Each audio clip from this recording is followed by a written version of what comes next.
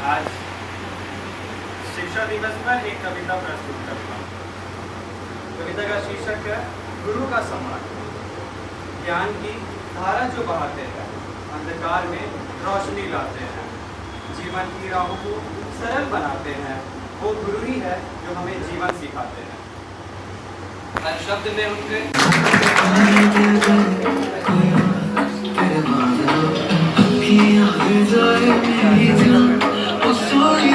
दादाजी के साथ धान के खेत में बैठना, धान का बिचड़ा उतारना और दादाजी के द्वारा बहुत सारा मैथ पूछना। मैं और मेरा एक चचेरा भाई, अक्सर हमको दोनों शास्त्र आते, नवीन मामा मेरा और दादाजी, हम लोग धान के खेत में पानी में भींगा हुआ बैठे रहते थे और दादाजी हम लोग से उस जमाने के मैथ पूछा करते थे। तो वो मैथ सब याद नहीं है, लेकिन एक कहावत उन्होंने पूछा था वो याद है आज भी। हे हरिहार आहार सुता विनय करहु कर जोड़ी, कलही पति के प्रथम पुत्र से दरस करावो मोरी। बताओ इसका अर्थ क्या होता है? बाबा पूछे हम लोग से, चौथा या पांचवा क्लास में रहते, कुछ समझ में नहीं आया। फिर बाबा बोले हे हरिहार, हरि अर्थात शंकर भगवान, के हार अर्थात नाग, के आहार मतलब वायु, के पुत्र अर्थात हनुमान जी। हे हरिहार आहार सुता, हे हनुमान जी विनय करहु कर जोड़ी, हाथ जोड़कर आपसे विनती कर रही हूँ। सीता माता कहती हैं कलही पति के प्रथम पुत्र से, कलही पति कहती जिनके कारण राम जी का वनवास हुआ, उनके पति दशरथ जी के प्रथम पुत्र अर्थात राम जी से दरस करावो।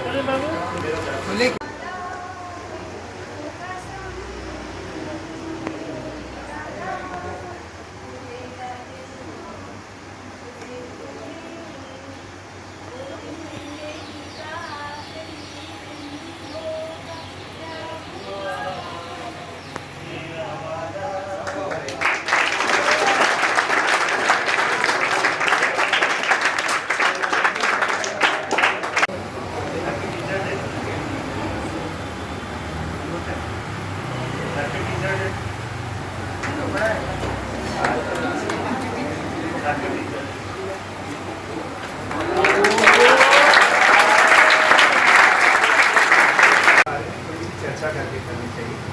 तो डॉक्टर सर्वपल्ली राधाकृष्णन बहुत बड़े शिक्षाविद थे, the great scholar of India of his time, और देश और विदेशों में वो अध्यापन करता है। वो यूनिवर्सिटी में विश्वविद्यालय के प्रोफेसर थे, विश्वविद्यालय के शिक्षक रहे और फिर वो पॉलिटिक्स में भी सक्रिय हुए। क्योंकि आप जब इतिहास पढ़ोगे तो देखोगे कि भारत को अंग्रेजों से लड़ना था और अंग्रेज बहुत शक्तिशाली थे हर तरह से, तो उनसे और भारत के लोग जो थे वो गरीब, तो मुकाबला अनमैच्ड था। तो वहाँ एक ही चीज़ से जीता जा सकता था और वो बुद्धि विवेक। इसलिए उस समय की जो राजनीति थी, जिन लोग अंग्रेजों से लड़ रहे थे उनमें मोस्टली सभी स्कॉलर लोग, हाईली क्वालिफाइड लोग। और भारत की स्वतंत्रता के बाद जो सरकार बनी उसमें जितने मिनिस्टर्स थे, मंत्रीगण थे, शासन चलाने वाले लोग थे, आप इतिहास उठाकर पढ़िए, सारे के सारे हाई स्कॉलर। काम मेरे लिए क्या है, सबसे इम्पोर्टेंट वर्क क्या है जीवन में जो मुझे करना चाहिए, फर्स्ट क्वेश्चन था। सेकंड था कि सबसे महत्वपूर्ण आदमी कौन है मेरे, सबसे most important person in his life, उसकी लाइफ में सबसे इम्पोर्टेंट पर्सन कौन है, आदमी कौन है जिसको किसको वैल्यू करना चाहिए।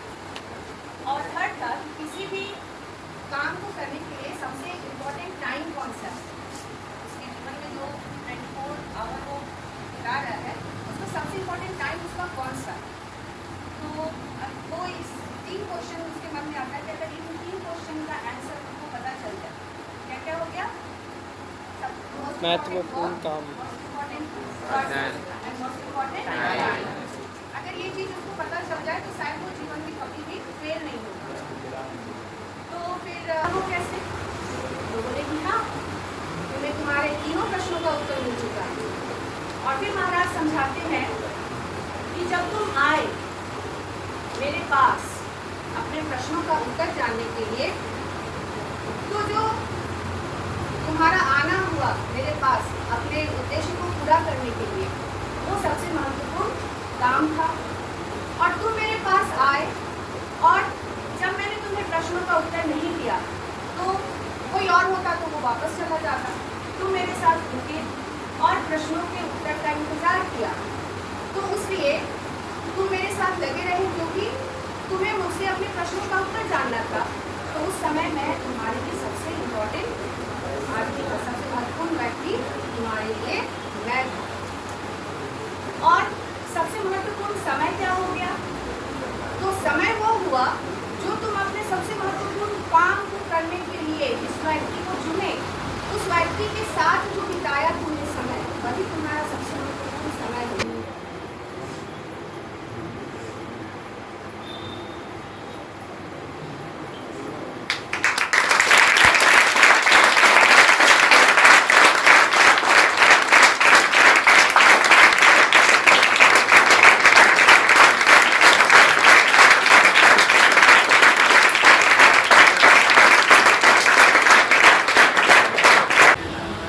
First and foremost, very thank you and heartfelt thank you for our respected ma'am and sir for celebrating